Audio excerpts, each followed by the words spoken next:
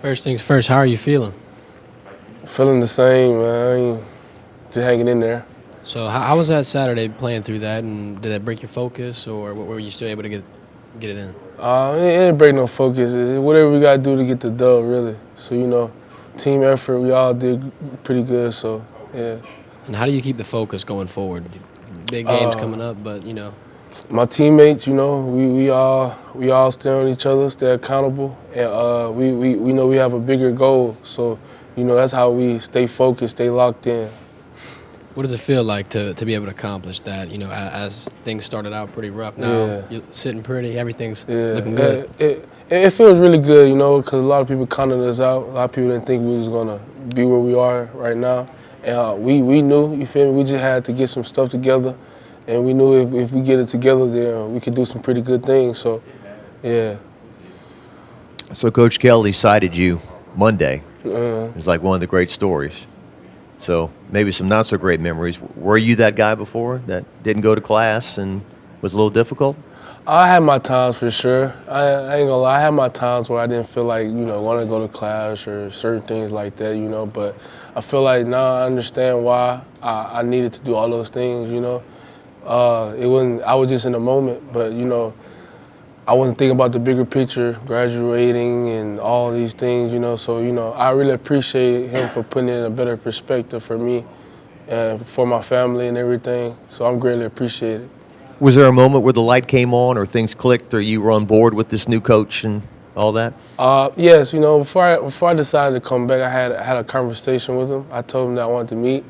And he told me what I needed to do, and I told him that I'll get it done.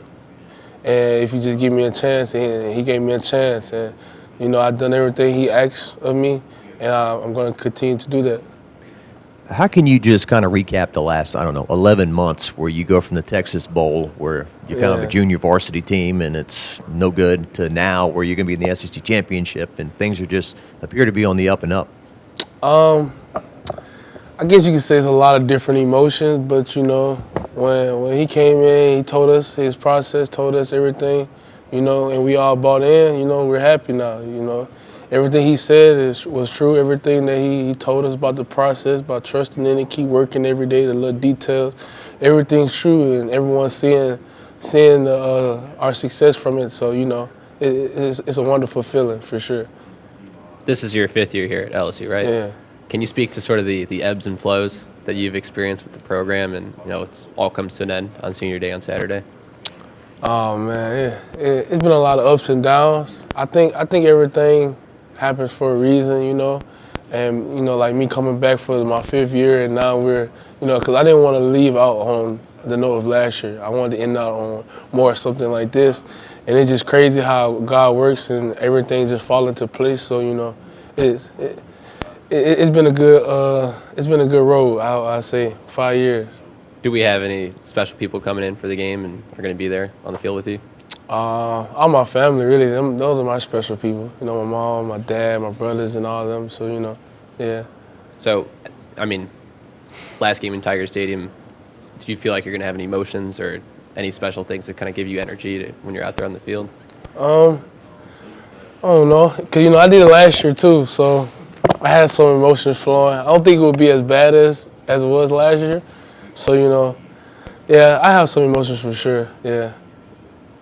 Mike, in the preseason, a lot of people were questioning the linebacking core, seeing that might not be a strong suit. Address that, but also talk about what has it meant. What's the difference between having a defensive coordinator who's also the linebackers coach? Do you notice the difference? Has that been a big factor in how well y'all have come together? I say it plays a big role because we're the ones that's on the field. Whatever he calling, we have to make the calls to them on the field. We have to give it to them exactly how he does. So by us being in the room with him, we know how he think. We already know on 2nd and long, this is what he's gonna be thinking. So now, since we're all connected and I'm already telling those guys how we're gonna come this way, or he telling us in these meetings. So it's all connected. So I feel like having him as a linebacker coach does help our our defense a lot because it's just like he's out there on the field when we're out there.